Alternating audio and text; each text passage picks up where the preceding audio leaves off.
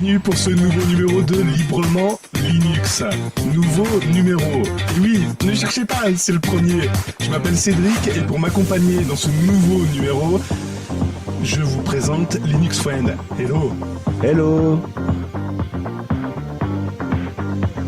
Je suis également accompagné du Tux masqué. Salut. Bonsoir. Et allez, un troisième s'il vous plaît, Steve. Hello. Ouais, merci de m'avoir introduit un peu tard. Allez, on échange autour du libre de Linux. On va confronter nos idées. Ça va fighter. Librement Linux, c'est au-delà de Windows. Et nous sommes le dimanche 11 juin 2023. Comment allez-vous les gars ? Ouais, super. Ça va. Ah oui, c'est cool, moi je vais très bien, merci. Très bien, ça fait 3, on est tous au rendez-vous. C'est le 3e pilote, dites donc, qu'on fait. On va peut-être enclencher la première et sortir ce numéro en tant que numéro 1, ce serait pas mal. Ouais. Ouais, il serait peut-être temps. Ouais, il serait temps, je pense qu'on va y aller, on va enclencher la première et librement Linux. Ben écoutez, on va dire que c'est parti. Et on va commencer tout de suite par les remerciements. Numéro 1, remerciement, c'est un peu bizarre. Non, c'est un remerciement justement très particulier. On voulait remercier Ben pour qui il nous a permis de nous rencontrer, Steve, l'ami Linux et le Tux masqué. Donc merci à Ben.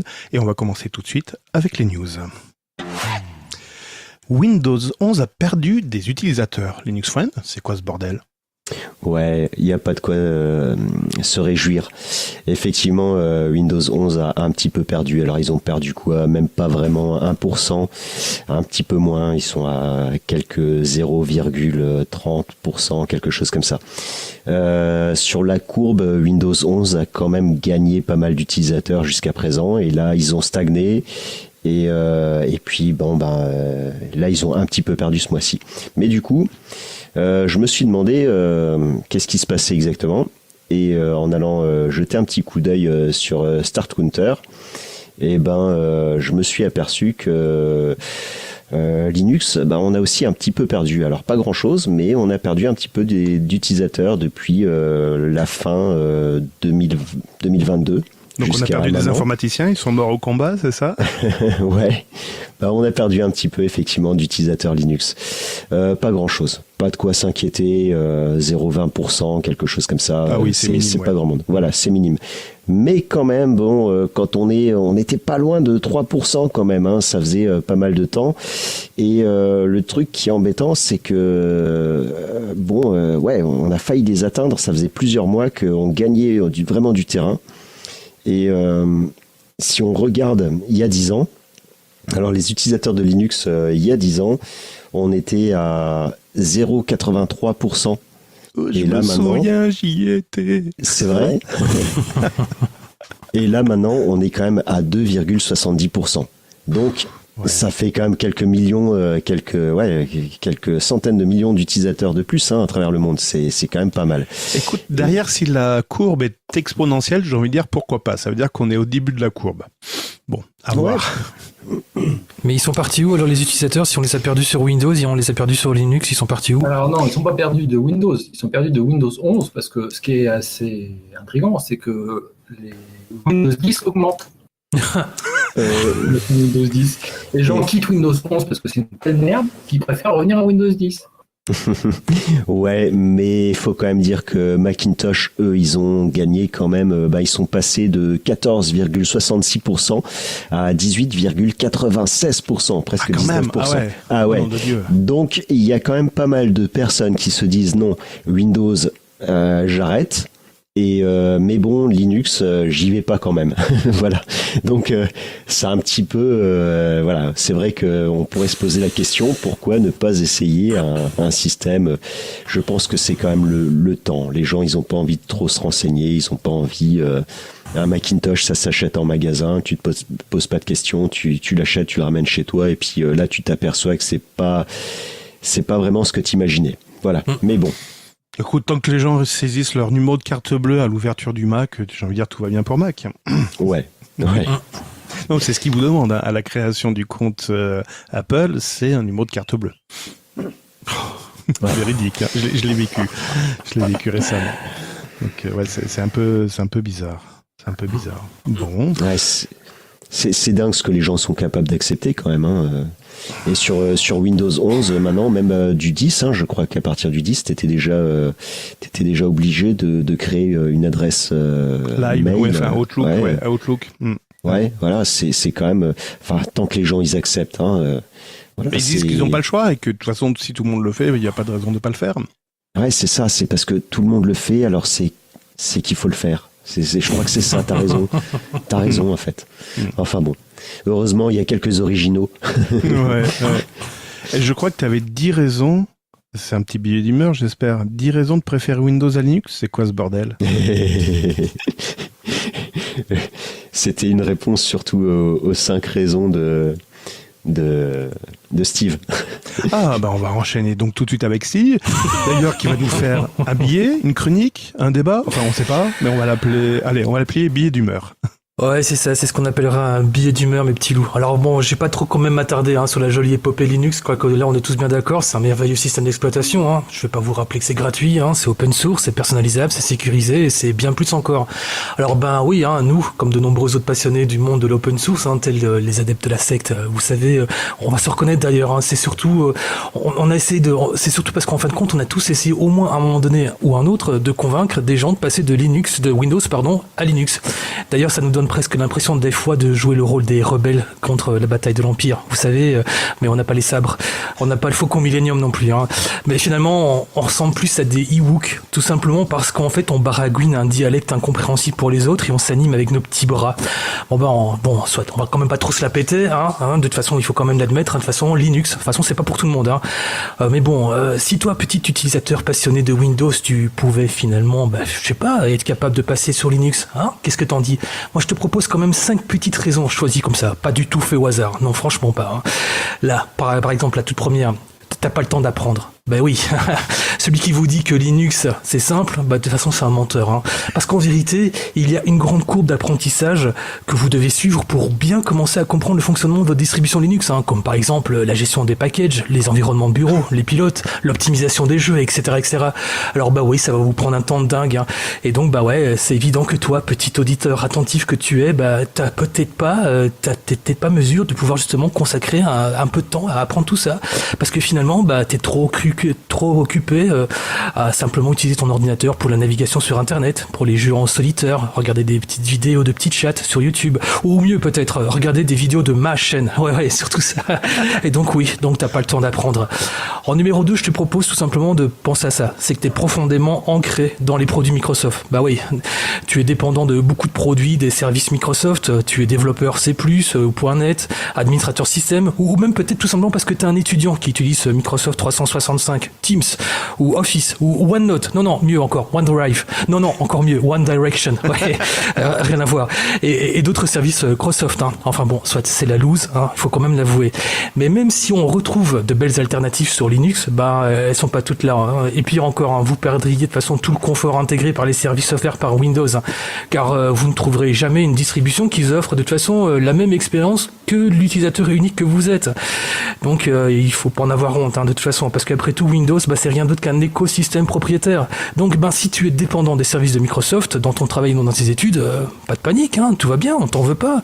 Mais ceci dit, j'ai envie de préciser quand même que t'as quand même déjà pas mal refilé du fric à Microsoft, alors si je calcule, mais enfin, soit. Allez, en numéro 3, moi, si je te dis que en numéro 3, tu t'attends peut-être à ce que Linux, ce soit comme Windows. Comme c'est mignon tout ça, vraiment c'est. Mais reviens sur Terre, Maurice. Linux, c'est pas Windows, et ça ne sera jamais.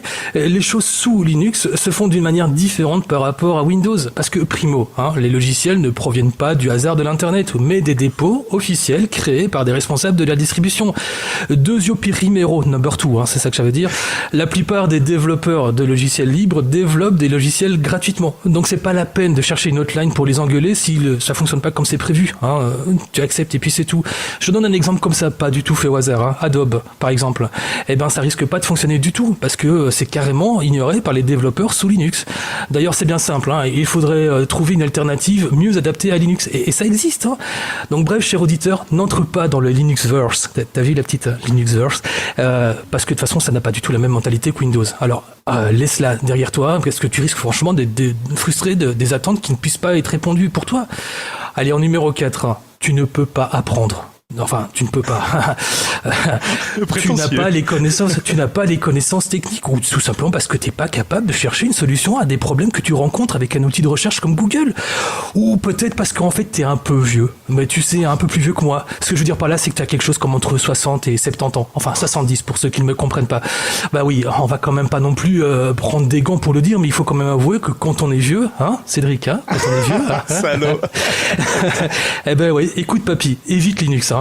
À y réfléchir, ça peut aussi s'apparenter au fait que tu n'auras peut-être pas assez tôt, en fait, hein, si jamais t'es trop vieux. Parce que, bah, ça c'est vrai, maintenant que j'y réfléchis, j'aurais peut-être dû le mettre en point numéro 1 aussi, tiens. Enfin, soit. C'est aussi la capacité d'apprendre qui est très importante lorsque tu rentres dans le Linuxverse. Parce que imagine, si tu sais pas différencier un disque dur, tout ce qui est le plus traditionnel, un SSD, alors je te raconte pas comment il va falloir t'expliquer le concept des permissions, de la gestion des paquets, des environnements de bureau, des problèmes de logiciels. Et je te parle pas non plus des commandes que tu vas introduire dans le terminal. Enfin, voilà, quoi. Alors, et en 5e et dernier, ben, si tu es un joueur de AAA, bon, on est bien d'accord, depuis l'avènement du Steam Deck et aussi de Proton, hein, bah, il y a de plus en plus de jeux AAA qui sont capables de performances vachement honorables sur Linux, on est bien d'accord. Mais il faut quand même que tu gardes en tête que la plupart des jeux les plus récents ne fonctionnent pas systématiquement Day One. On peut peut-être même avoir des petits problèmes de performance matérielle, enfin, soit voilà, quoi. Donc voilà, si tu t'es quand même reconnu parmi ces 5 points, ou peut-être carrément parmi les 5 points d'un coup, hein, voilà, surtout, tu ne relèves pas le défi, hein. Tu ne tentes même pas l'expérience enrichissante de Linux. Non, tu en restes là, hein, tu me fais plaisir. Par contre, si tu fais partie de ces rebelles qui n'en font qu'à leur tête, hein, ben, vous pourriez au moins surpasser les 5 points qui sont mentionnés. Hein, bah surtout t'hésites pas, hein, parce que de toute façon de l'autre côté il y a une communauté qui t'attend à bras ouverts, le collier de fleurs et tout le tralala. Et même si on vous semble un peu avec une tête d'illuminé comme ça, rassurez-vous, ici on va pas relever vos informations en tant qu'utilisateur, on va pas non plus vous pousser à l'achat pour tel ou tel produit, et on ne vous forcera pas non plus à utiliser un produit, mais parce que c'est pour votre bien. Voilà. Ah, merci, bravo. Excellent, bravo, franchement génial. Alors, par Linux contre, One, donc les 10 raisons de préférer de Windows à Linux, alors. Ouais, mais juste avant, je voulais demander à Steve, alors comme ça, ça t'est arrivé, t'as des problèmes matériels des fois Non, ouais, t'es pas obligé de répondre, hein, t'es pas obligé de répondre. Si c'est indiscret, voilà. Okay. Non, c'était très sympa.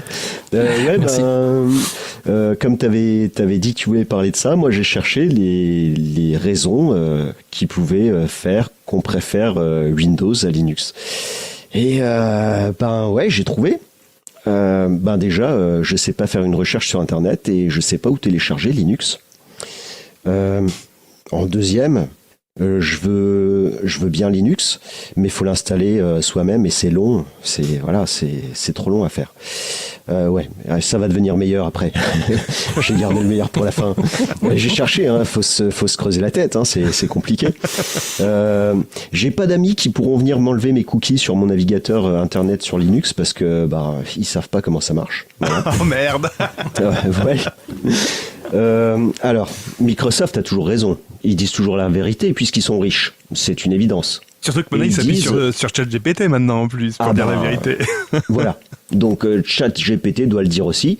Linux, c'est pas au point. C'est Windows qui le dit, donc voilà. J'ai aussi la raison. Un jour, j'ai un copain, il a essayé Linux et il a pas aimé. Voilà. J'ai trouvé ça sur Internet. Hein. Voilà. Ah ouais, alors, on commence à attaquer. Je suis éco-responsable. J'ai voulu utiliser les manettes de ma Master System. Ouf. Et elles fonctionnent pas. Elles fonctionnent pas sur Linux. Donc tu peux pas recycler du vieux matériel. Pourtant, on dit l'inverse. Ensuite, je soutiens le marché équitable. Je veux absolument payer ce que j'utilise. Et Linux, c'est gratuit. Ça vaut pas la peine. Ouais, pas de bol. Moi, je fais des virus. Et sur Linux, ça marche pas. Je peux pas les tester. T'es pas Mince. doué. Ouais. Et la dernière raison, j'ai des actions chez Microsoft. Ah bah oui. C'est clair, bah, ça explique tout. Steve Ballmer, Voilà. bonjour. J'ai pas trouvé d'autres raisons. Si vous avez des autres raisons pour ne pas utiliser Linux et préférer Windows, dites-les moi. Voilà. J'ai adoré. Bravo. Très bien. Bravo. Merci bien. Des réactions, le Tux masqué ou pas du tout? Moi, je me suis éclaté à vous écouter, en tout cas. C'était très marrant. Bon, c'était très amusant. Les gens vont croire qu'on va faire un podcast anti-Linux, ce qu'on te fait. Linux, ouais, ça perd des parts de marché. De toute façon, personne n'y va. Et puis, de toute façon, hein, ça sert à rien de passer à Linux. De toute façon, vous êtes trop cons. Et en plus, on va vous dire pourquoi il faut rester sur Windows. C'est magnifique. Ouais, voilà. Voilà. Non, mais au moins, on n'est pas anti-système. Voilà. Et on avait prévu combien d'épisodes, enfin juste au cas où, on avait prévu combien de podcasts comme ça, parce qu'on peut s'arrêter à celui-là finalement. Bah écoute, on fera des best-of après. Ouais, c'est ça. Super. Bon, bah merci les gars, en tout cas, à refaire. Allez, Un plaisir. Allez, on tu me donnes enchaîne. la suite. Affaire du 8 décembre, le chiffrement des communications assimilé à un comportement terroriste. Le Tux masqué, peux-tu nous en dire plus? Donc l'affaire du 8 décembre, pour ceux qui n'ont pas connaissance, il y a un article dans Wikipédia qui vous l'explique en long et en large et en travers. Mais moi, ce qui avait retenu mon attention, c'est surtout que donc, c'est des personnes, 9 personnes qui ont été mises en détention préventive parce qu'ils étaient suspectés d'actes terroristes à venir, de préparer un acte terroriste. Et en fait, dans les modalités pour les arrêter, ces gens-là, et les mettre en garde à vue, il est fait référence à l'utilisation de systèmes de communication chiffrée, d'utilisation de VPN, de chiffrer ces supports électroniques, numériques, etc., etc. Et donc, Que tout à chacun peut le faire lui-même. Voilà. Tout compte fait, utiliser Signal, c'est une messagerie chiffrée de bout en bout. Chiffrer son téléphone, Android le propose aujourd'hui de manière automatique. Les cartes SD sont chiffrées. Enfin, donc tout le monde peut être terroriste, tout compte fait, c'est ça? et iPhone, c'est chiffré de base aussi, etc., etc. Et en fait, le fait d'utiliser des messageries chiffrées comme Signal, WhatsApp, Wire, Co, ou un client mail qui chiffre des mails sur le serveur, comme ProtonMail, ou d'utiliser un VPN, le réseau Tor, etc., c'était assimilé comme des actes criminels. Oui, c'est ça. Voilà. C'est parce qu'ils ont utilisé ce type de truc pour offusquer en fait la visibilité sur Internet. Donc, aux yeux de la justice, ils se sont rendus coupables d'actes criminels. Ouais. Voilà. C'est impressionnant.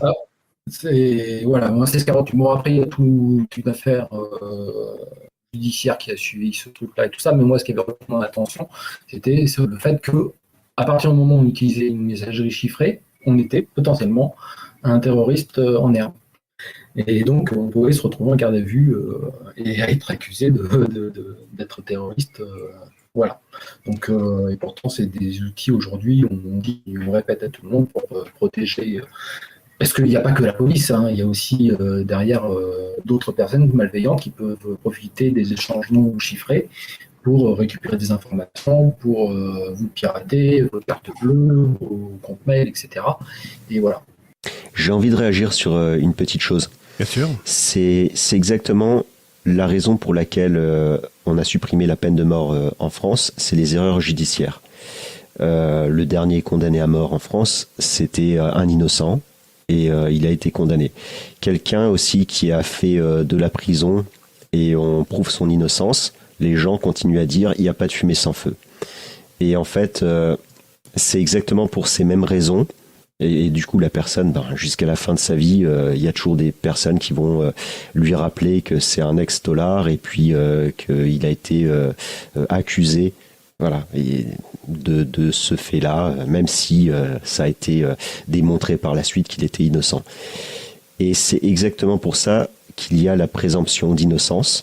Et c'est exactement pour toutes ces raisons qu'on ne devrait pas accepter qu'on puisse être mis sous surveillance comme ça en étant un simple citoyen parce que maintenant il y a ce phénomène où les écoutes elles vont se faire en activant à distance les caméras et les micros sur les téléphones portables, puisque tout le monde en a. Et le problème, c'est effectivement toujours les erreurs judiciaires et le fait que on va pouvoir juger en fait quelqu'un par rapport au fait, par exemple, qu'il utilise une messagerie chiffrée ou qu'il se protège parce qu'il n'a pas envie de donner ses données personnelles à des majors, comme on dit en Belgique, ou des GAFAM, comme on dit en France. Et tout ça, on arrive dans une surveillance qui, moi, personnellement, me dérange. C'est comme la vidéosurveillance qu'on appelle aujourd'hui vidéosécurité. C'est juste changer le terme pour dire, regardez, c'est pour vous qu'on fait ça. Mais en fait, non, c'est pas pour nous qu'on fait ça. C'est pas pour la sécurité, puisqu'on sait que ça n'a jamais... il y a de la surveillance depuis très longtemps et ça n'a jamais arrêté aucun acte de terrorisme. Voilà. On arrive à... On rentre clairement dans un état policier, quoi, avec tous les algorithmes, les caméras, et puis donc ce dont tu viens de parler, on se dirige vers ça. Je me demande ce qu'en pense la Belgique par rapport à... En regardant la France, non mais... En fait, je dis pas ça méchamment, mais c'est vrai que moi ça me fait marrer en fait. Mais vraiment, ça m'éclate de rire. En fait, je sais pas si je me trompe, hein, mais vous appelez ça aussi être fiché au renseignement, si je me trompe pas, lorsqu'en fin de compte vous êtes suspecté en tout cas d'actes hypothétiquement terroristes ou un truc comme ça. Si je me trompe pas, c'est ça en fait, hein. Oui, tout à fait. Et il n'y a jamais aucune fiche qui a permis d'arrêter un terroriste avant l'heure, en fait. C'est en fait ce qui me fait marrer, c'est surtout ça qui me fait super rire, parce qu'en fin de compte, justement, j'ai vu il y a quelques jours en fait une petite annonce comme ça vidéo live comme ça de Chaka Punk, donc votre groupe français de rock alternatif que j'adore vraiment en plus de ça. Et en fait Chaka Punk, donc le leader, lui dit voilà, écoutez les gars, j'ai une annonce à vous faire, c'est que Chaka Punk est maintenant fiché dans les renseignements généraux et donc ils sont considérés comme étant eux-mêmes défenseurs de la planète, hein, puisque finalement leur objectif, leur idéologie, c'est justement en tout cas sauver la planète. Ils sont considérés comme étant des terroristes. Et ce que je veux dire, c'est que finalement, que ce soit ces gens qui en fin de compte ont voulu effectivement communiquer avec justement des données de chiffrement et via des différents programmes, ou que ce soit Chaka Punk, je veux dire, où est-ce que la France va d'une certaine manière, où est-ce que l'État, ou en tout cas où est-ce que votre sécurité va pour pouvoir en tout cas considérer tout et n'importe quoi comme étant en fin de compte des hypothétiques actes terroristes, quoi. Enfin voilà. Moi, l'affaire du 8 décembre m'inquiète drôlement parce que j'ai l'impression que la justice, soit elle n'arrive pas à comprendre ce qu'elle a mentionné, c'est-à-dire dire qu'on utilise un canal chiffré pour communiquer ces signes d'actes terroristes, c'est ce qui est marqué, hein, c'est ce que la justice annonce. Donc là, on se dit dans quel monde on vit. C'est pas la justice, hein, c'est les forces de l'ordre. Oui, d'accord, oui. On va dire c'est géré par le même ministre, non, de mémoire, non? Ah non, il y en a un qui est de l'intérieur et l'autre de la justice. De l'intérieur, l'autre qui est de la justice. Est-ce qu'ils arrivent à faire la différence entre les deux?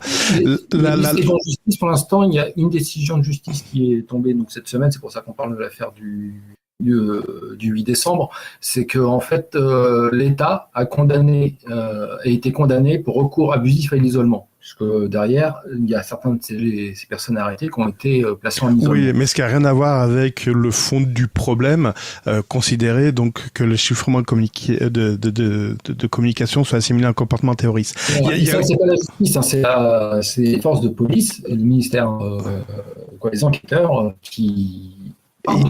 Et il y a autre chose. N'a pas reconnu ces pièces, on ne sait pas, pour l'instant, le procès est en cours. Est-ce qu'elle va reconnaître ces pièces-là, ces arguments-là, ou pas? On verra. Il y a autre chose qui me fait penser à l'amateurisme du gouvernement.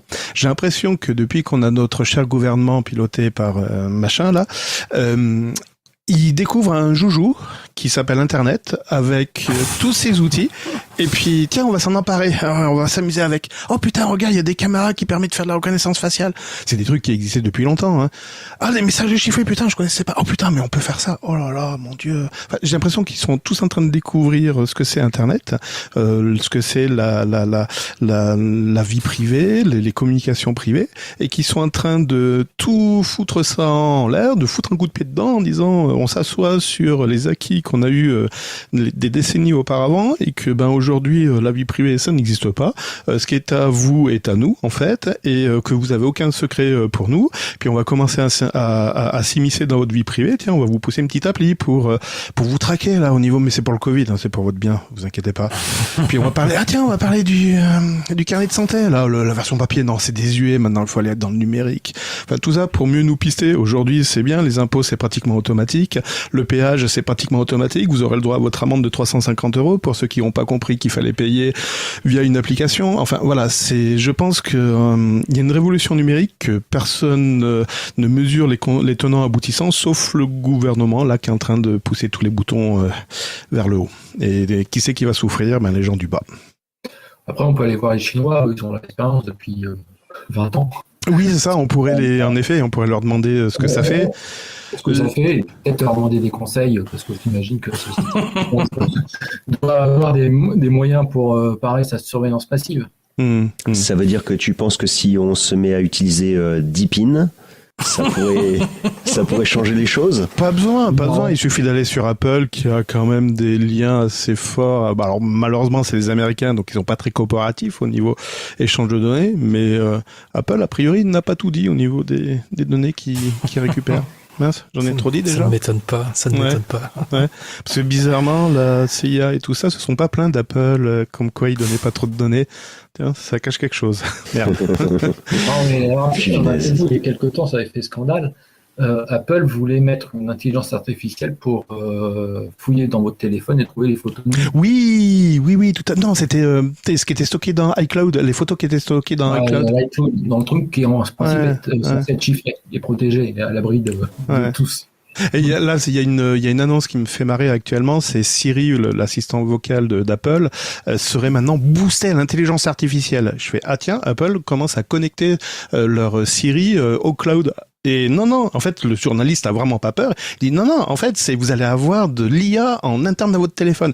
Donc les Apple sont tellement puissants qu'ils peuvent faire de l'IA en temps réel. Vous vous rendez pas compte, les gars? Enfin, faut arrêter de prendre les gens pour des cons, hein, franchement. Bon, pour certains, ça marche, mais pas pour tout le monde. D'autres choses à dire? Non, juste sur ce que tu as dit, ils ont aussi changé apparemment l'intelligence artificielle dans le navigateur chez Windows. Tu sais, vas-y, raconte pourquoi, j'attends la blague. Non, il me semble, j'ai lu un truc comme ça. Alors sur Windows 10, en fait, ils ont arrêté de la mettre à jour. Ouais.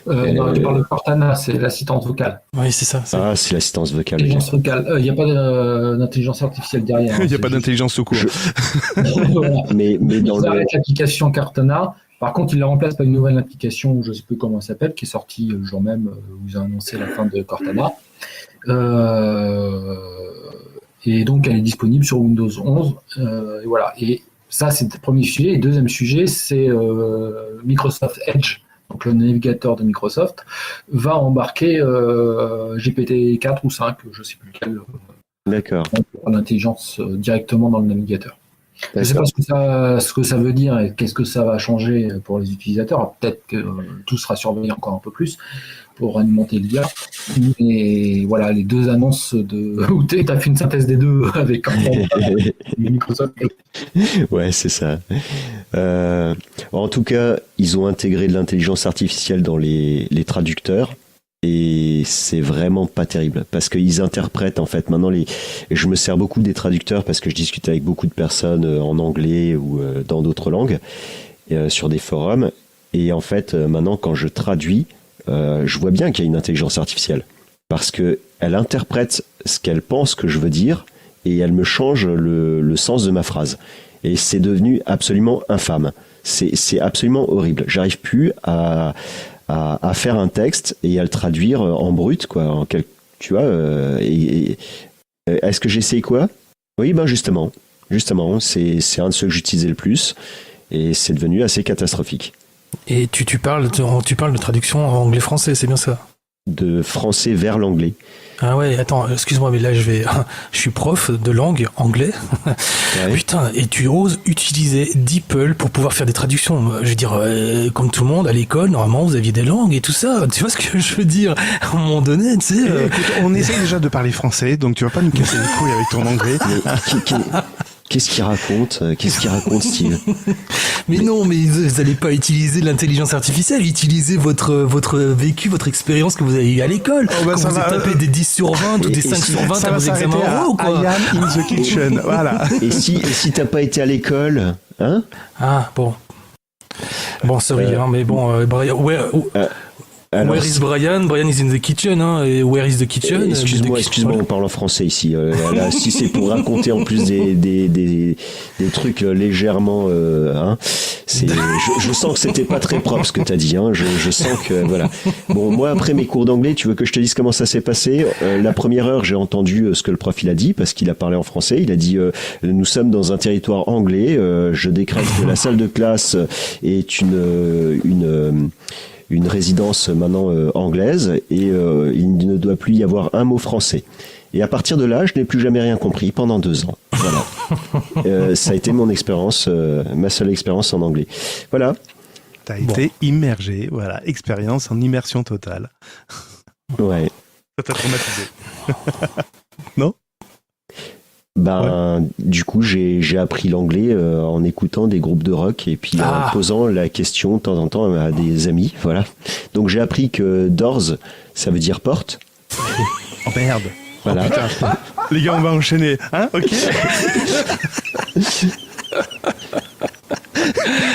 Ok. Voilà. Allez, On enchaîne. on enchaîne. Ces extensions Chrome à 75 millions d'installations sont malveillantes. Quoi? Les plus téléchargées sont des applications malveillantes, le Tux? C'est Génération NT qui nous rapporte ça. Oui, donc en fait, Génération NT se base pour ça, pour cette affirmation sur un rapport de Avast qui a détecté dans le Web Store de Chrome mince, j'ai oublié le chiffre, 75 je crois, non, pardon, 32 extensions qui contiennent du code malveillant. Et ces extensions, il y en a certaines qui comptabilisent plus de 75 millions d'installations. C'est énorme, quoi. C'est juste impressionnant. Donc, alors, les extensions, on n'a pas la liste avec leur nom, puisque de toute façon, les noms peuvent changer.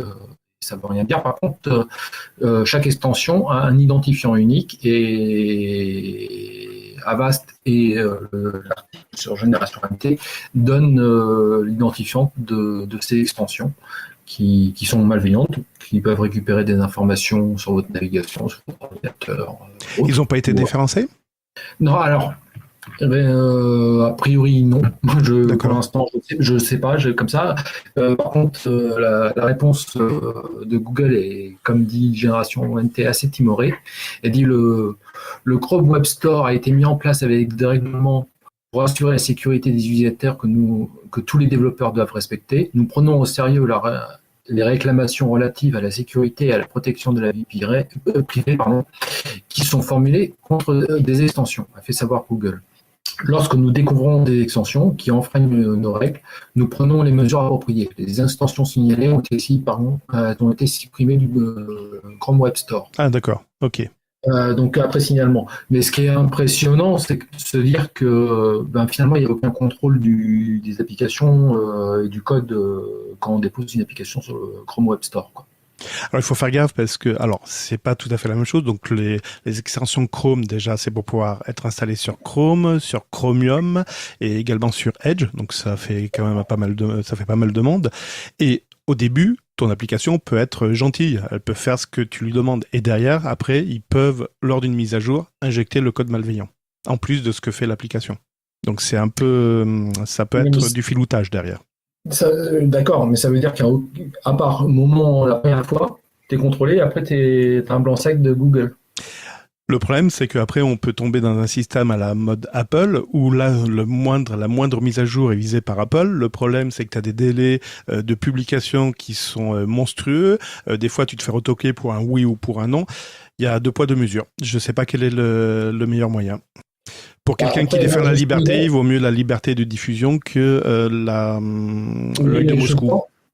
Personnellement, je pense que des applications à plusieurs millions d'utilisateurs méritent d'avoir vérifié régulièrement, peut-être pas à chaque publication de mise à jour, mais régulièrement que le code n'est pas infecté. Comme un antivirus, quoi. Parce qu'en fait, c'est ça. Hein. C'est Avast, ils ont opéré ça parce qu'ils ont fait travailler leur moteur d'antivirus peut-être dessus. Oui, mais est-ce qu'une application qui accède à ton historique, qui ne devrait pas, parce que sa fonctionnalité n'est pas de faire ça, est-ce que c'est considéré comme un virus ou pas? C'est là où c'est compliqué.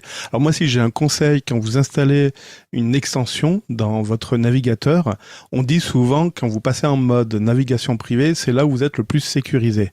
Oui, mais si vous installez une extension Chrome, et que vous cochez comme quoi cette extension est également utilisable en mode navigation privée, là vous n'êtes plus en sécurité. L'application a accès également à vos informations quand vous êtes en navigation privée. Donc vous le comprendrez à découvert. Donc ouais, je le dis systématiquement parce que les gens se rendent pas compte. Ils disent ouais, mais j'aime bien moi mon bloqueur de pub, même en navigation privée, il permet de bloquer les pubs. Oui, mais vous lui donnez l'autorisation à faire autre chose en navigation privée. Donc vous n'êtes plus en navigation privée. Voilà. Moi, j'aurais un autre conseil, c'est éviter d'installer trop d'extensions. Oui. Et au strict minimum, aller sur des valeurs sûres. Un bloqueur de publicité, c'est pas parce qu'il y a marqué AdBlock que c'est forcément bien. Il y en a un qui s'appelle uBlock, il est excellent. uBlock Origin. Il y a des extensions qui s'appellent aussi uBlock, mais donc le uBlock Origin, il est très bien. Et en plus, il est très léger. Mais ne surtout pas multiplier les extensions de manière infinie, à tester un peu comme sur votre téléphone, n'installez pas n'importe quelle appli. Restez à quelques applis vraiment utiles et en plus réputés pour leur fiabilité. Une petite précision sur uBlock Origin. En fait, à la base, ils s'appelaient uBlock et ils ont été copiés et recopiés et c'était devenu des logiciels donc qui étaient malveillants, on peut le dire, et ils enregistraient effectivement les données personnelles et ainsi de suite. Et donc du coup, ils ont refait uBlock Origin, voilà, parce qu'il y avait une petite lettre à chaque fois qui changeait et tout, et les gens confondaient, donc ils ont refait uBlock Origin, et bon, effectivement, celui-là, il est fiable. Mais les autres, en fait, les autres uBlocks, c'était juste des copies. Le premier, ouais, voilà, c'est leur nouveau nom, depuis pas mal d'années maintenant, d'ailleurs. Ouais, parce que pendant très longtemps, on avait un uBlock Origin, et puis juste en dessous, avec des millions de téléchargements, un uBlock AdBlock, je crois que c'est ça s'appelait, avec le même logo, etc. Parce que c'est pas faire confiance à un logo il peut se copier aussi. Donc même logo, commençant de la même manière, sauf que c'était pas celui-là, et puis lui en plus il récupérait des informations sur votre navigation. Une autre petite remarque par rapport à tout ce qu'on vient de faire, tout ce qu'on vient de dire, c'est que on n'a pas tous ces problèmes-là avec nos dépôts officiels sur notre distribution Linux. C'est quand même, voilà, on n'a pas de logiciel malveillant ou quoi que ce soit. Nos bibliothèques, elles sont quand même sûres. Donc c'est quand même, c'est quand même les GAFAM. Chrome, c'est quand même 90% des utilisateurs dans le monde. Linux, comme tu l'as rappelé tout à l'heure, c'est 2-3% des utilisateurs dans le monde. Donc c'est pas non plus la même portée. Des attaquants qui veulent s'attaquer à du Linux, c'est qu'ils ont une idée derrière la tête. Ils le font pas au hasard. Que Chrome, tu peux t'attaquer à une majorité de la population. Oui, c'est sûr. C'est sûr. Voilà. Steve, toi, tu utilises des bloqueurs de pub ? Non, en fait, j'utilise pas du tout de bloqueur de pub parce que j'utilise Pi-hole, qui en fin de compte est sur une petite machine virtuelle sur le côté. Donc, je pense que vous savez tout ce que c'est. Hein. Pi-hole, c'est en fait un petit système, c'est une petite Docker, hein, tout simplement que j'ai mis sur mon NAS, qui me permet tout simplement de pouvoir simuler en fait une adresse DNS. Et donc, résultat des courses, il va tout simplement s'occuper de pomper systématiquement toutes les pubs qu'on a, qui proviennent un peu partout comme ça de nos pages qu'on consulte, et donc ça veut dire qu'en fin de compte j'ai accès à une page très clean et je peux ainsi monitorer sur en fait un petit GUI comme ça, qu'est-ce qui a été pompé, quel est le pourcentage, etc. Je pense que vous connaissez tous Pi-hole, hein, donc voilà quoi. D'accord, mais un petit rappel, ça fait du bien. C'est vrai. Donc tu l'as mis sur le NAS, c'est ça ? C'est ça, je l'ai mis sur mon petit NAS et puis voilà, il fait son travail très très bien et ça n'impacte absolument pas du tout ma vitesse de connexion et de téléchargement ou quoi que ce soit. Donc finalement, ça reste très très fluide et en fin de compte, je suis vraiment à l'essentiel quoi. Donc c'est parfait. la gestion du consentement aux cookies sera pas pour Firefox 115. Si vous vous souvenez, on avait parlé dans Firefox, dans la version bêta, une fonctionnalité sur êtes-vous d'accord à autoriser les cookies ou pas? Et Firefox avait annoncé en disant maintenant c'est bon, quand vous avez consenti ou pas, on va arrêter, on va enlever ce message qui commence tous à nous gonfler. Ça fait plus de 2 ans que ça nous gonfle, donc ils avaient sorti ça.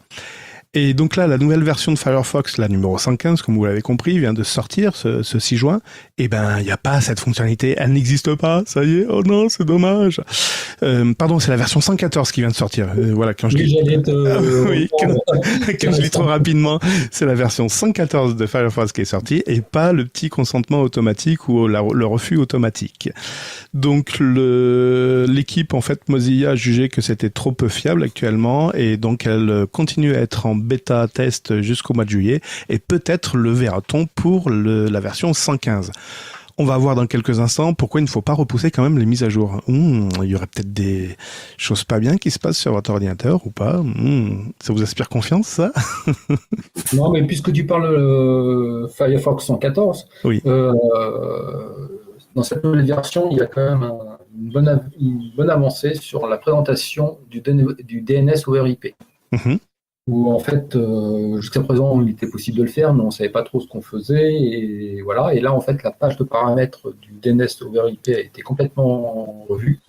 Et il propose différents choix. Et pour chacun des choix, il y a des explications plutôt claires de ce que ça va faire, ce que ça ne va pas faire. Et voilà. D'accord. Okay. Une des principales, je crois que c'est la principale nouveauté de Firefox 114. Bon, et puis plein de corrections, enfin vous verrez, c'est sympathique. Des choses à rajouter? Ah si, il y a aussi une chose qui est intéressante, c'est que si vous avez une clé FIDO, vous savez ce que c'est une clé FIDO? Oui, c'est le chien fidèle. C'est les clés d'authentification que vous branchez avec des codes qui génèrent automatiquement ou que vous branchez sur une clé USB qui peut vous authentifier à la place de saisir un mot de passe. Oui. Ah, oui. Donc, ces clés FIDO ou les clés FIDO, c'est une part de ces clés-là. Sinon, c'est les clés qui sont avec le protocole d'authentification web Auton. Vous pourrez les utiliser avec Firefox 114. C'était pas déjà le cas? Alors, je crois sous Windows, peut-être. Et encore, je ne sais pas si ça marchait très bien. En fait, c'était le cas sur tous les autres navigateurs.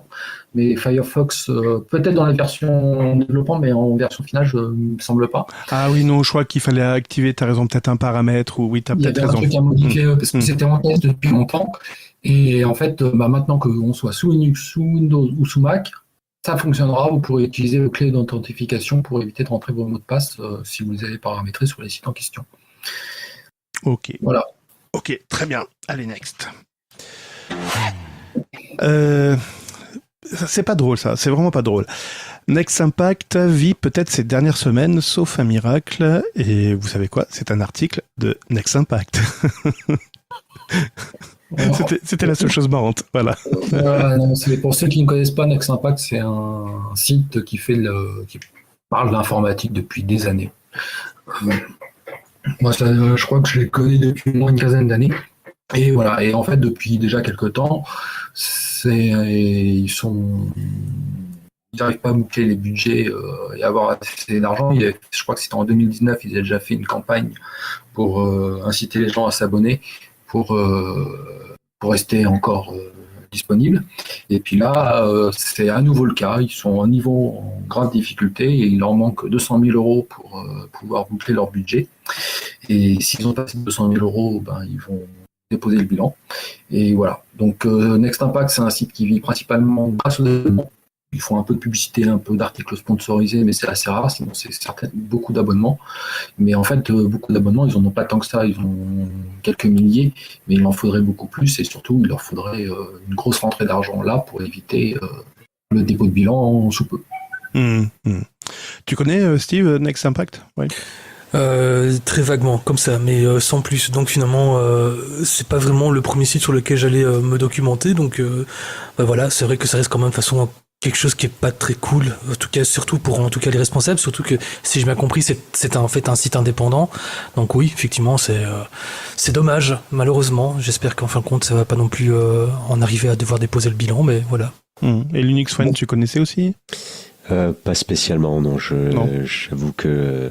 Mais j'ai tu connaissais quand même de nom, il y a... Oui, voilà, de nom. Mais effectivement, je tombais dessus de temps en temps quand je cherchais une information sur quelque chose. Ça m'est arrivé, mais bon là effectivement ouais c'est triste quoi parce qu'ils faisaient du bon boulot et effectivement ils sont pas il y a pas plein de publicités dessus. D'ailleurs quand tu y vas avec le navigateur Brave qui t'indique les publicités sur leur site il y a rien quoi. Tu vois de temps en temps t'as un truc tu vois il y a quasiment rien alors que tu vas sur des sites qui sont très populaire où il y a beaucoup de publicité, tu vois le navigateur Brave, enfin le bloqueur qui s'affole, qui te met 25, 30, 50 pubs bloquées. Là, bon, c'est vrai que c'est triste de voir quelque chose de qualité qui s'arrête. Et je lisais tous les commentaires et bon effectivement il y a beaucoup de gens qui c'est un peu partagé, tout le monde est triste et il y en a quelques-uns qui disent ouais non ça va aller, il faut s'abonner, il faut faut faire de la pub, il faut qu'il y ait plus d'abonnements et tout mais bon s'ils annoncent ça comme ça c'est que ouais. Ouais mais ça va, ça ils l'ont déjà fait, ça leur a permis de survivre 4 ans de plus. Après, c'est le problème. Ils ont pas, à mon avis, comme je recherchais, ils ont 8000 abonnés, ce qui est peu. Et en fait, je pense que c'est. Après, leur modèle, pour rester libre et indépendant, c'est sûr, refuser la publicité et tout ça, c'est bien, mais peut-être faire parler un peu plus d'eux, je sais pas comment, puisque visiblement, vous ne le connaissez pas, ou très peu. Comme ça, moi je le connais depuis longtemps parce que c'est un des rares sites indépendants. Quand on va sur 01net, c'est BFM qui est derrière. Quand on va sur ZDNet, c'est des Américains qui sont derrière, etc. Donc derrière, ils ont des liens avec IBM, avec Sun, avec Microsoft. Ou BFM, c'est du business, donc c'est de la pub à outrance. Et puis on ne dit jamais de mal de qui que ce soit. Voilà, donc c'est pas. Là, c'était un journal indépendant, sérieux, des vrais journalistes qui font des articles sur la technologie, les technologies, le numérique, etc., qui existent depuis un certain temps. Voilà. Mais après, je pense qu'il faut qu'ils réfléchissent à un modèle différent ou faire, je sais pas comment. Après, il y a en presse traditionnelle, il y en a bien qui réussissent à exister sans faire sans publicité sur leur site, avec des abonnements. Mais ils ont une chaîne YouTube, ils ont d'autres choses et tout ça. Next Impact, je trouve ça triste qu'ils disparaissent. Mais faire des appels tous les 4 ans à la charité, c'est pas un modèle économique viable à long terme. Ouais. Ils ont 7278 abonnés. Tu connais le prix de leur abonnement ? T'as un abonnement à 1 euro pour débuter, 1 euro pour le mois et t'as un accès pendant 30 jours illimité. Après, je sais plus. D'accord. À partir de 6 euros. D'accord, ok. Non, parce que ça 80 euros par an. C'est pas immense hein, quand on pense que derrière il y a la TVA, il y a les charges et tout ça. Enfin, c'est pas le site se rémunère pas. Il se rémunère pas à cette hauteur-là, quoi. Et s'il en tire 30% de votre prix d'abonnement, c'est le bout du monde, j'ai envie de dire. Ok. Ah ouais, c'est pour ça. Et puis 8000 abonnés, quoi, 7000 et quelques. Entre 7 et 8000 abonnés, c'est pas énorme. Après, moi, je suis triste, je les soutiens et voilà, mais je me dis peut-être qu'il faut qu'ils revoient leur modèle économique ou qu'ils pensent à développer d'autres formules qui permettent de ramener des lecteurs. C'est compliqué parce qu'on sait que l'indépendance, normalement, c'est ce qu'il y a de mieux. On voit YouTube, il n'y a aucune indépendance, on peut être mangé à tout moment, etc. Alors, c'est pas de l'information, mais on s'appuie sur cette plateforme pour faire des vidéos, etc. Il suffit que le modérateur trouve nulle votre bande-annonce pour tout couper. Enfin, aujourd'hui, on est à la merci de beaucoup de plateformes. La plupart des sites d'actualité, ce sont des traductions d'articles américains.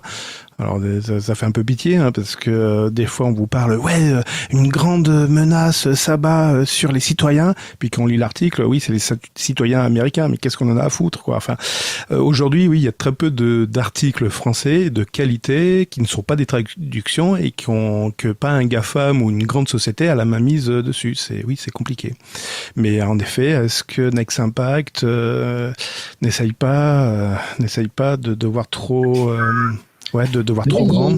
Il devrait aller s'installer en Belgique, comme ça il paierait moins d'impôts. Oui, mais il perdrait en qualité, en fait. Oui, mais en attendant, ils auront des bonnes frites à manger chez nous. Voilà. Oui, ça, et de la bonne bière aussi. Hein. Ouais. Putain, les kilos, oh là là, mon Dieu. Après, ils feront des magazines de remise en forme, tout ça. Ah non, pitié. Très bien, allez, on va passer à la suite. Est-ce qu'on peut s'en réjouir? Non, pas du tout. Alerte bulletin de sécurité. Et oui, toutes les semaines, il en tombe. Et j'essaye toutes les semaines de vous faire un rapide tour de ce qu'il faut vite mettre à jour parce qu'il y a plein de trous de sécurité. Alors, c'est pas nouveau, hein, des trous de sécurité. Il y en a eu depuis tous les jours, depuis tout le temps. Ça s'est accentué. En fait, c'est simplement pour mettre l'accent. Attention, c'est pas parce que vous faites confiance à un gros logiciel ou un gros éditeur que vous êtes à l'abri. Et on va le voir tout de suite avec les quelques exemples que je vais vous citer. Cette semaine, on a eu des vulnérabilités pour ceux qui font du blogging. Vous utilisez peut-être encore un moteur SPIP. Il faut le mettre à jour parce que un attaquant peut exécuter du code. Très bien. On a Zimbra, Google Chrome, on a également Joomla, waouh, magnifique, OpenSSL, ceux qui font du chiffrement, et également les noyaux Linux, Ubuntu, Red Hat, Debian. Mettez à jour. Ne réfléchissez pas, mettez à jour. On a également du GitLab et du Firefox et sa branche ESR également qu'il faut mettre à jour car il y a plein de vulnérabilités. Et qu'est-ce qui se passe quand on met pas à jour, quand on a plein de vulnérabilités? Eh ben, on peut le demander à la police suisse qui, cette semaine, s'est fait cyberattaquer. Ce seront pas les premiers, ce seront pas les derniers, mais voilà, ça arrive également aux Suisses et surtout à la police suisse. Oh putain, il y a un truc qui me choque là-dedans. Donc la police suisse qui s'est fait pirater, un article que vous pouvez retrouver sous tout Linux qui demande à un expert de la sécurité, Vincent Dely, qu'est-ce qui ressort de ce piratage. Alors a priori, la vulnérabilité venait d'un prestataire et donc ce serait le prestataire qui aurait apporté cette vulnérabilité. C'est souvent ça généralement, c'est un accès dérobé ou des choses comme ça. Donc voilà, un article intéressant, mais c'est toujours la même histoire. Hein. C'est un compte, c'est des credentials, ce qu'on appelle des login mots de passe dérobés ou des accès poutrés. Bref, mettez à jour, sécurisez, changez les mots de passe régulièrement, contrôlez les accès, voilà, c'est à peu près tout ce qu'il faut. Si vous avez un NAS par exemple, ne le mettez pas directement sur Internet comme ça. On aurait pu également parler de la sortie de Debian 12, mais vu qu'on a été des gros slogs, des gros flemmards, on n'a absolument rien fait. Enfin, j'ai absolument rien fait dessus. Il y a quelques nouveautés bien sympathiques sur Debian 12, surtout des trucs qui sont pas courants chez Debian. Et là, ils nous ont ouvert du code non libre. Waouh, mais on en parle. En fait, ils ont pas de guerre. C'était bien présent, puisque tu en parles. En fait, ils ont séparé dans le dépôt non free la partie microfirmware ou pilote de la partie des autres, du reste des paquets disponibles sur ce dépôt-là. Ce qui a comme avantage de l'avoir, puisqu'ils l'ont activé par défaut sur le CD d'installation, et donc quand on va installer une machine, on pourra installer directement les drivers propriétaires, les firmware propriétaires, et utiliser la machine directement sans problème, plutôt que de bidouiller après, une fois qu'on a installé cette machine, ou de télécharger une ISO non officielle qui les intégrait. D'accord. Ça, c'est la grosse nouveauté de Debian 12. Ok, on en parlera peut-être dans un... Il y a d'autres nouveautés, mais ça, on en parlera peut-être sûrement au prochain numéro. Ouais, hein. D'ailleurs, en parlant du prochain numéro, j'entends la musique derrière qui arrive. Linux Friend, Steve, Tux Masqué, pardon, et Steve, je vous remercie. Ce fut un bon numéro. Ouais, c'était avec plaisir. Ouais. Ouais. Bon, Bon numéro, ouais. Bon numéro, très bien. Ouais. Je vous donne On se sent rendez-vous. convaincu. Oui, là, je pense que c'est le bon. On le tient. Je vous donne rendez-vous au prochain numéro. Je vous remercie d'avoir écouté Librement Linux. C'était un honneur de vous servir. Et puis, on vous donne rendez-vous au prochain numéro. Bye bye. Salut. Bye. Allez, salut les gens. Je suis cassé. Ça y est, je peux couper mon Audacity là. Ouais, coupez tout. Allez. Stop.